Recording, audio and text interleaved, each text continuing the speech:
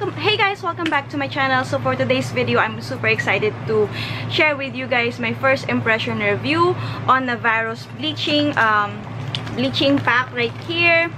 This is gonna be a Tagalog video para sa mga Filipino viewers ko na nasa Pilipinas. This is the Navarro bleach and super excited ako. I'm super happy na dumating siya. It actually came in yesterday, and yesterday night, tinry ko na siya agad. I'll be inserting some clips on how I prepared and so on and so forth. So, ito yung packaging niya. Ito yung hindi ko pa na-open kasi na-open ko na yung isa kasi nagamit ko na siya kagabi. So, papakita ko lang yung na-open ko na, okay? So, okay guys, so nilagay ko na siya sa Ziploc na ganito kasi yung box na pinaglagyan niya, originally, medyo nag-crack yung ilalim kasi it has, you know, nag-travel pa to ng malayo. So, it's okay. But if you, especially kung nasa Pilipinas naman kayo, I don't think na madadamage siya. Kasi, buo naman siya, oh. Buong buo. As in, there's no leakage or anything. Pero yung ilalim lang nung box ko, nag-crack lang siya. Kasi, syempre, expected na yun kasi galing pa ng Pilipinas to here sa California. So okay lang yun. So, anyways, eto, nilagay ko na siya sa Ziploc. So, ganyan siya. Papakita ko lang sa inyo. Nagamit ko na yung kalahati kagabi.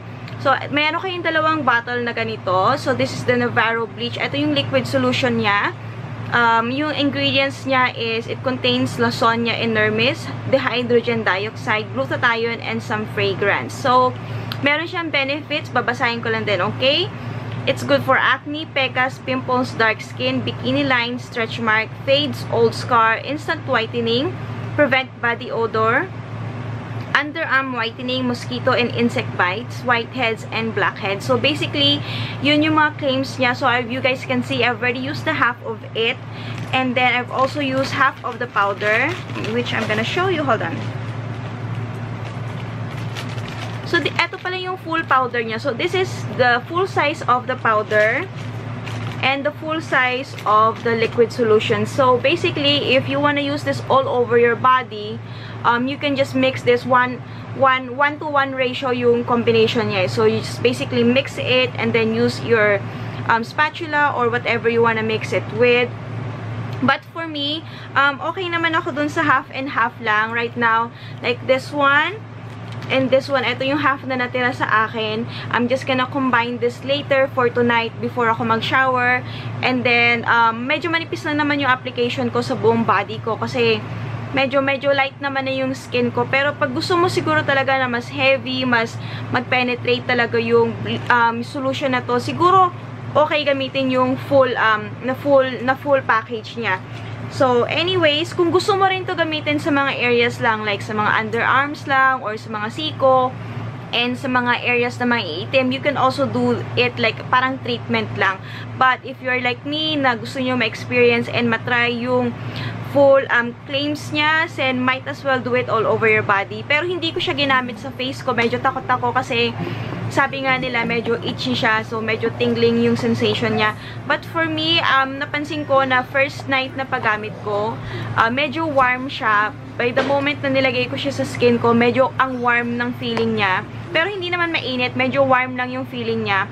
Tapos, medyo nangangati-ngati siya. Pero, very bearable naman. If you have a very sensitive skin, siguro, it'll be a different experience. But for me, medyo makapalata yung skin ko. So, hindi siya masyadong itchy. Saka nung an hour before nun, uminom kasi ako ng pain reliever kasi medyo masakit yung ulo ko. So, actually, hindi ko talaga masyado na-experience yung talagang tingling sensation. But, I do felt na medyo uminit sa katawan ko. Pero since nga na meron akong ininom na pain reliever dahil masakit yung ulo ko, hindi ko masyadong naramdaman yung pagka-itchy niya. And I left it all over my body dito hanggang sa neck ko for 30 minutes. And then after that, nirinse ko siya. And okay naman siya guys. I super love it. First day ko pa lang kagabi. And tonight will be my second day. Super love ko na siya. I really love the texture. Parang feeling ko ang linis-linis ng balat ko. Just make sure na after nyo mag-rinse, talagang i-rinse out nyo. Kung meron kayong loofah, lagyan nyo ng soap na kung anong gamit nyo. And then, make sure na you rinse it out well. Kasi if not, kasi kagabi hindi ko masyadong na-rinse out kasi I thought malinis na.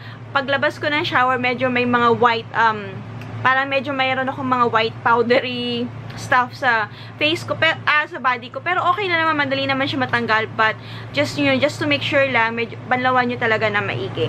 So, yun lang naman yung experience ko. Babasahin ko lang yung very important na information dito. Kasi meron siyang leaflet. So, I think this is very important, guys. If you can, like, really read this thoroughly, and may caution kasi dito for external use only. So, make sure na only use it on your external body parts, and also do a skin test if meron kayong mga skin allergies. If you know na very sensitive yung skin mo, might as well do a patch test dito sa kamay mo or anywhere you wanna do that. And dito nga may sinasabi na it has a itching sensation, so just do not scratch or scrub to avoid rashes, and of course do not apply on open wounds, and avoid eye contact. So, yung mga information niya, and then kung paano siya gamitin, how to mix the Navarro's bleach. Ang sabi nila, ako actually prepare ko lang siya mga 30 to 45 minutes bago ako maligo. So, okay naman siya. Wala naman ako naging problema on that. Siguro next time itatry ko na mas maaga ko pa siya gawin para hindi mainit o hindi masyadong makati sa katawan. So, babasahin ko lang yung information dito sa leaflet na to, ha. Navarro's bleach is a homemade all-natural bleaching cream used by many generations that effectively whitens skin. So, it has Lawsonia inermis, dihydrogen dioxide, glutathione, and fragrance. And then, meron how to mix, and caution and important reminders. If you guys can keep this on your ref, on your shower area para lagi nyong mababasa siya. It's very easy to follow naman. Everything is in English instructions, but it's very easy to follow. And right now, after neto, if after nyo na ako mapanood, I'm for sure na nagawa ko na yung second application ko on my second night. And update ko kayo maybe after mga 4 to 5 days. And we'll see kung ano yung results niya. Right now, siguro enter ko yung picture ko na before ako mag-shower and then after ko mag-shower. Kasi meron siyang instant whitening effect. So, maganda rin to gamitin pagka kunyari may bunggahang lakad kayo. Tapos gusto mo na fresh yung itsura mo. Or fresh yung skin mo. Maganda to gamitin. So, yun lang muna for my first impression review, guys. If napanood nyo na to, leave a comment down below. Kasi on my next video, i-answer ko yung mga questions nyo. On my third or maybe on my fourth night, i-update ko kayo. I'll do a filming again and magpo-post ako ng picture na before and after. Mag-comment lang kayo down below kasi I will be answering that on my next video about Navarro bleach. Kasi right now, wala naman masyadong nangyayari pa kasi first night ko lang naman.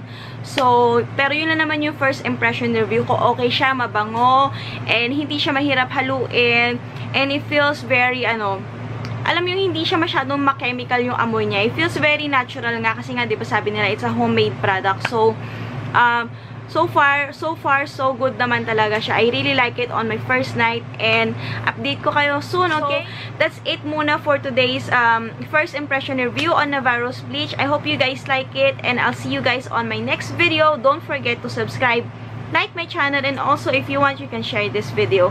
And that's it, guys. Thank you for watching. Bye!